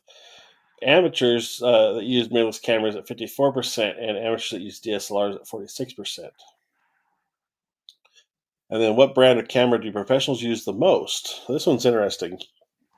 Nikon leads at 31%, Canon at 28%, and Sony at 20%. And then we got Fujifilm actually holding in 12%, which I would think that would be uh, somewhere else. Yeah. And then on Although amateur side, have you seen that Fuji 100S or 2 or something like? It's yeah, 100 megapixels. yeah, It's basically a medium format digital SLR. mm-hmm. Pretty sweet. And then the web camera brand that amateurs use the most: 27% on Canon, 25% on Nikon, 16% on Sony, 15% on Fujifilm. It's interesting. And then, what model of camera do professionals use the most? And Sony A7 III is at 7%. And the 5% is the Canon R6. And 5%, I think this is you, the D750. Still use my D750, man. It works awesome still. You know, Yeah. And then the built-in Canon R, Wi-Fi, the whole 9 3%. yards. Yeah. And the Fujifilm X-T3 is 3%. Nikon Z6 Mark II is 3%. 5D Mark IV still holding up there at 3%. Canon 6D at 3%. And then the A7 IV is at 3%. And I think, the A7 III is up there so much because it had a really good, stable foundation, and they're so inexpensive now. Yeah. You know, for what it can do, it's a lot of camera for the money. And I don't know, is there people in these bigger metropolitan areas not want to take out their really good gear to do a photo shoot at a park because they're worried they're going to get ripped off? That's probably what I'd worry about. That's, I mean, I'm always watching when I got my backpack on or doing somewhere. I'm always looking at what people are doing. Yeah, you have to now, man. I Yeah. did a, I did a photo shoot one time, in a not exactly the greatest area at all. I had two buddies of mine that are cops, and they were packing to make sure, because my wife told them, "You let him get killed, I'll be really pissed off." Yeah. So Right. it was some really cool spots, though. They had like a lot of graffiti and stuff. I was like, man, I'm digging it. Yeah. But you do it early in the morning, it seems like, and nobody bothers you. Yeah. If you're early enough, I think it's a safe time to go. It's after hours, and it's like in Vegas when you're walking around. I would be worried about walking the strip with any camera around my neck. You'd almost have to want it tethered to you or something because Yeah. small and low key is what you want, or do it before 10 a.m. It's dead quiet out there. Hmm. Um, but yeah, the what do you call it? There's too many crazies that are always coming up to you and asking, or not even crazies, people just with advertisements or trying to get you to go to a restaurant or hotel on a coupon. Um, they all get, I think, kickbacks on their coupons. It's got to be in something for them, or they wouldn't be doing it. Oh yeah, and the guy, and they're really pushy, or like, hey, come over here, we'll give you free drinks or something, or you got a place to stay, the hotel. They're trying to give hotel rooms away. They try to do everything, and we went and talked to a couple of them just to see what they're about, and ultimately just tell them no, and they get really pissed at you when you tell them no. Yeah. But yeah, well, I think I'm gonna call it a night. It's getting late for me. Me too. It's 11 o'clock here, so. Yeah, I think we're at the same. Yeah, it's 11 here for me. So Oh, okay. Huh. But that'd be kind of fun. We should do that. Like, just go to Vegas or something. I don't know. I want to go. I want to go see a Raiders game in that new stadium, man. yeah, well, the new stadium looks really nice. It's definitely a nice looking building. That whole area down there in Vegas. They're revamping it constantly. When I was there, they were building the freaking Formula One stuff, Oh and wow. and it was just construction chaos everywhere. It was a absolute nightmare trying to drive into the hotel or park Hmm. or do anything. I mean, once we were parked, we were parked. We didn't move until we left. We did everything Jesus. on public transit, or Yeah, I hear 'cause, I you. mean, yeah, it was so far away, but it's nice. They're doing a good job with it. So, Mm. but All but yeah. Well, I think that's gonna be it for me, man. I'm gonna right, man. get this logged out. You have a good one. Good talking with you again, and Show, show, I'll be showed around a up. little bit Showed more up. this Make sure winter. you knew I was alive. Yeah, You appreciate know what it. I mean? Sorry, I've Yeah, missed the other ones, but okay. But that's all right. I haven't been around that much to do it, but I'm gonna try to all get right, on here a little bit more often. all right, cool. All right, well, All right, have good to fun talk to you. later. Bye. Bye. All right, with that, guys, I'm gonna wrap it up. It's getting late, 11 o'clock. Got a 2 hour stream here. Me and Cooley chit chatting. Like I said, I'm gonna be at CES on Tuesday the 7th. See me walk around in my blue shirt. Come say hi to me. I'll be uh, I'll be there. So, anyways, I'll talk to you guys on the next one, and we'll see you in the next video. Talk to you later. Bye.